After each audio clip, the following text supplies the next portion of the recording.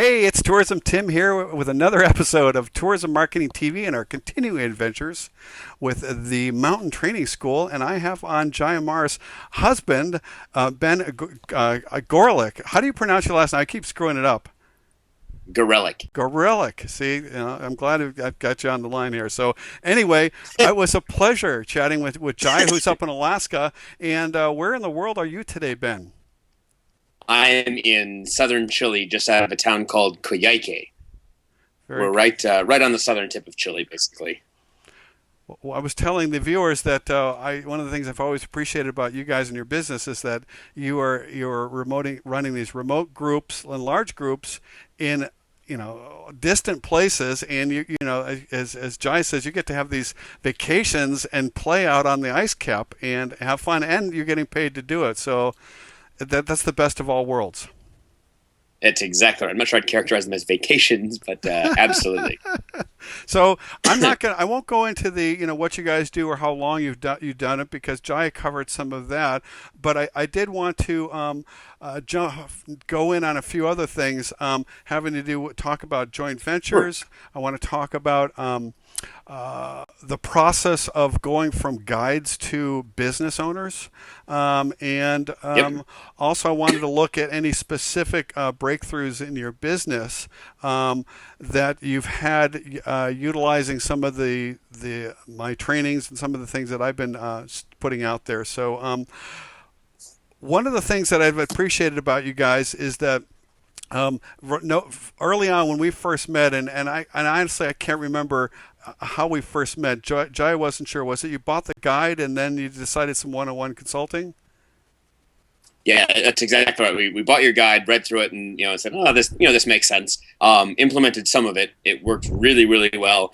And then said, well, clearly this guy knows what he's talking about, and we could use some advice. And so we got in touch with you, and have, like I said, have pretty much revolutionized our business. Fantastic. Well, it's the key thing is that you guys took action, and which is another thing I really appreciate about you guys is that I put a lot of information out there, but those who take action get results, and it's Yep. probably quite the same when you're on belay and going down an ice crevasse and you're giving tips and with different results based on what kind of action they take, right?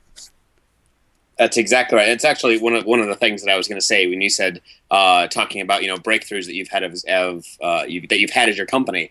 I was going to say try stuff. There's a lot of information out there. There's a lot of different tools and techniques, and some of them will work really well for your business, and some of them won't. However, luckily, most of them are pretty inexpensive, and most of them have free 7 to 30-day trials, so it's at least worth looking around and seeing what's out there and try it, because the worst case scenario is you stumble across something that makes it makes your dream come true. Boy, those are wise words. It's true, especially with technology. Because we tried it earlier. We tried to have a three-way video conference call. It didn't work. So we went to plan B.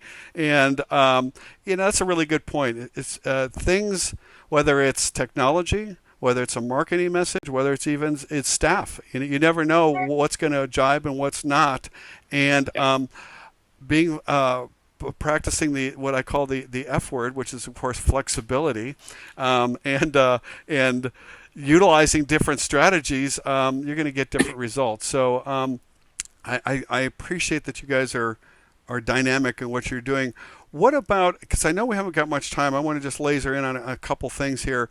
What were some of when you first started going and you were guides and you were developing your business, looking back on it then, what were some of the biggest breakthroughs that you had going from guides to business owners, and also what were some of the biggest challenges you needed help with? Well, it's amazing how different the two kind of job titles really are, and I certainly didn't appreciate the work that my old bosses used to put in to kind of make it so that I could show up at work and take people out in the mountains, or whatever it is that you do. That as a company owner, you do a lot of stuff in the background to make that possible. You are kind of the last 10% of the show that's gone on up until then. And that, and that covers a whole range from, figuring out permitting issues to, logistics issues to, to client sales, to marketing, to website management, to communications, to a whole variety of things that, you just think, oh, how hard can it be? You slap together a website, check your phone number up, and 20 minutes later you'll have people there beating down your door. And that's just not the case in terms of starting your own business. So I think a lot of what we learned was, when our boss was sitting in the office all day long, every day for, 200 million days a week, what it was they were actually doing. So we used to sit and hang out in the evenings and say, gee, I wonder what they do all day. And now I know that they're just working on all of that other developmental stuff that makes your job possible. And as it turns out, it's not the glamorous stuff, but it is about 90% of my job now is making the business tick along. And as Jaya probably said, when you actually get out in the field and get to, when you do get to go up on the ice cap, it does feel like a vacation, because that is the fun part, and that is the easy part. Maybe to some extent the easy part of your job is just putting that last piece of the puzzle together. But it's only possible because you've done all of this other background work in order to get that in place. One of the things that I'm glad you brought it up, that there is a lot of work involved with this, and when you do it well, as you guys have, I know that you've grown your business quite a bit.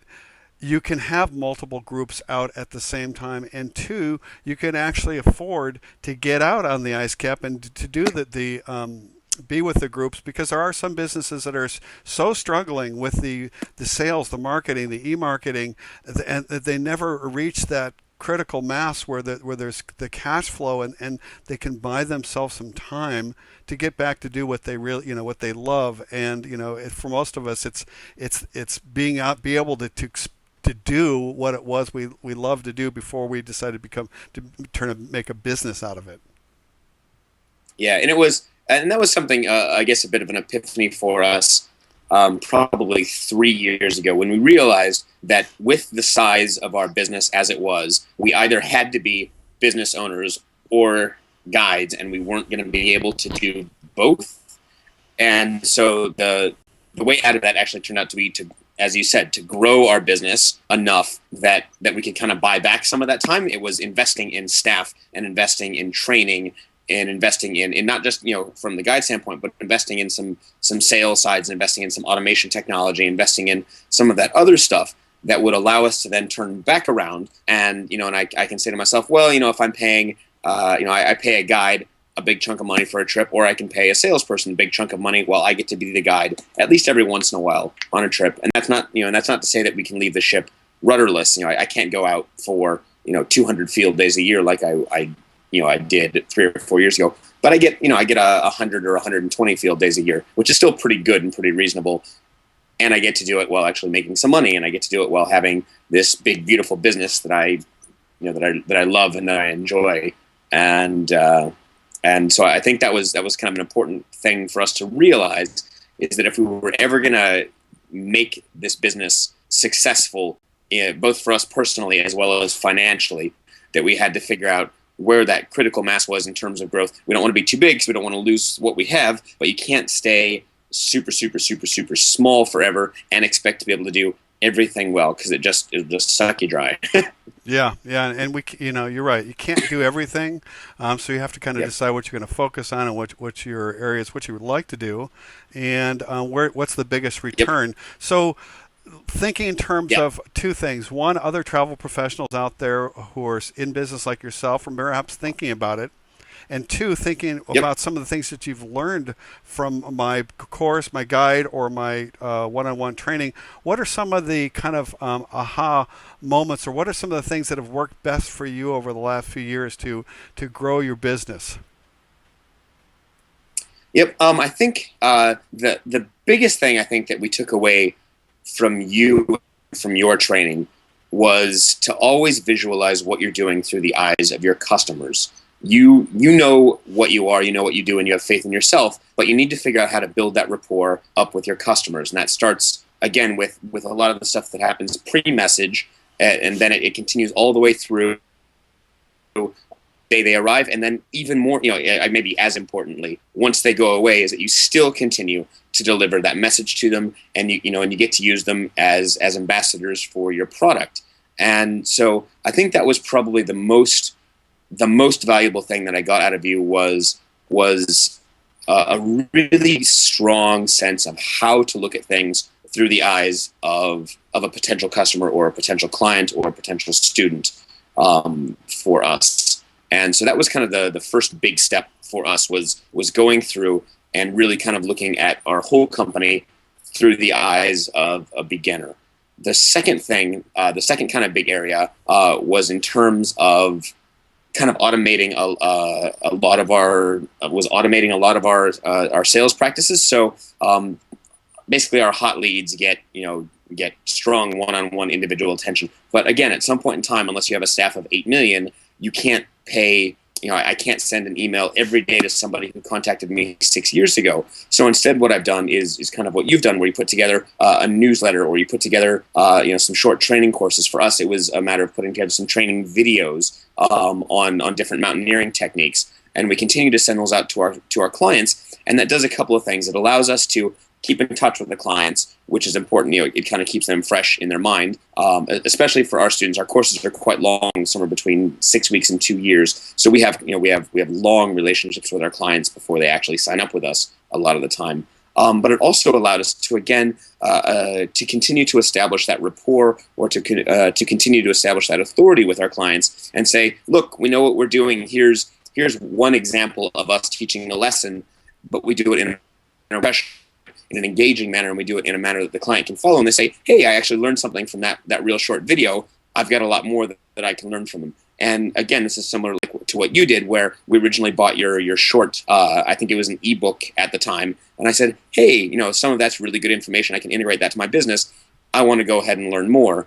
And so we've done that through through some newsletters. We've got a good program, and I don't know if I'm allowed to give good programs on here, but I use a program called Infusionsoft. Oh yeah, absolutely. Which sets up kind of a big, kind of basically a trickle marketing exam, or trickle marketing process that just allows an email to go out a couple of times a week to all of my stuff, and it allows me to bring people in at different times. So it's not just a newsletter of what's happening today, but I can, instead of having to rewrite 1,000 different classes a week, I've written 70 classes. And so once a week, somebody can sign up for our newsletter, they get a class, and then 2 weeks later you can sign up for a newsletter, then you get that first class. And so everybody who comes into our system gets 70 classes in a row over a year and a half.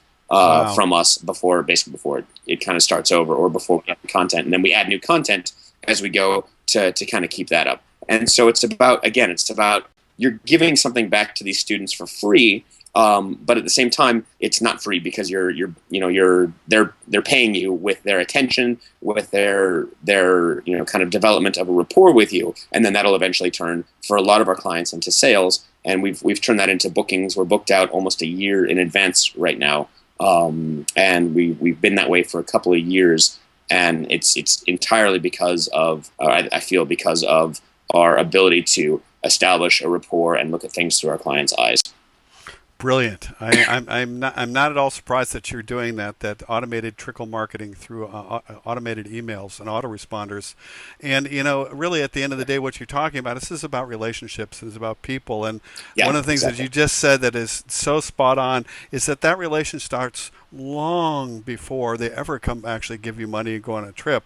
But you have to establish that connection and the credibility, and that was really one of the core things of why I chose your website as a winner of the Travel Websites of Sales Superstars, is because you've done such a brilliant job at creating that relationship that converted into a client, and then no doubt you keep that relationship going with those people, and so that they're delighted to give you these heartfelt, awesome testimonials, so that when someone who's been getting your newsletter for a while says, wow, I'm getting value, and wow, so-and-so, look at what kind of experience they had, I want that too. When they think about who are they actually going to book with, it puts you guys at the top of the list. Right. Hopefully when people think mountaineering schools, they think us. Yeah, no, definitely. Well, I know that just like, go ahead. Yep. Just like with anybody else, when they think, whether it's a bed and breakfast in Alaska, or whatnot, if you can provide that information to somebody so they say, these guys know what they're talking about, I'd like to go learn more from them, that they'll go ahead and do that.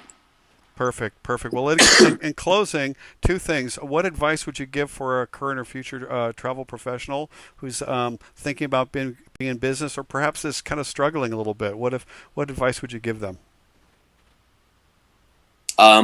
Be bold and don't be afraid to fail, because inevitably you're going to have, a lot of failures and a lot of challenges along the way, and just keep plugging along with it. And it's like I said, the biggest thing that you can do is experiment, try things out, ask your friends, ask family, ask your clients, ask your potential clients coming in, but ask your former clients. They're the ones who care about you. They're the ones with whom you have a relationship, and they're the ones who want to see you succeed. So, use, I don't want to say use them, but use them as a font of knowledge. So when you're looking at things through their eyes, use their eyes and say, what are you guys saying that I as a business owner am missing? And then, like I said, just, embrace new technology, embrace changes, become computer literate if you're not already, and really hammer that hard. And don't be afraid to try, and don't be afraid to crash and burn. It happens too. That it does, but the nice thing is that you're not alone. There's other travel professionals like yourself, and look in the near future as I'm going to be pulling in this community together so that us independent, small to medium-sized travel businesses around the world are not islands alone trying to figure this out, but we can tap into each other's knowledge. And what you just said about tapping into your clients' opinions is critical, not only for testimonials, but not only can we get them to help us sell our trips for us, they will tell us how to make it better if you ask, and more importantly, listen. Ben, I know you got to go. Thank you, sir. Before we go, we got it from Jaya, but this is going to be a separate standalone little case study. How do people get a hold of you? What is your website? Our website is www.mountaintrainingschool.com, or you can give us a call, 763-219-1833. We're there 24 hours a day in one of our offices. Perfect. I would definitely recommend as any travel professional to go check out their website. They've done a brilliant job of communicating what they do, where they do, enormous credibility, and more importantly, nobody gets their clients selling better than you do on your website, and which is awesome. And I'm not at all surprised you've got so many enthusiastic endorsements on your website. Keep up the good work, Ben. Thanks for your time, and we will see you later. Thank you, Tim. You take care. Take care. Bye-bye. Bye-bye.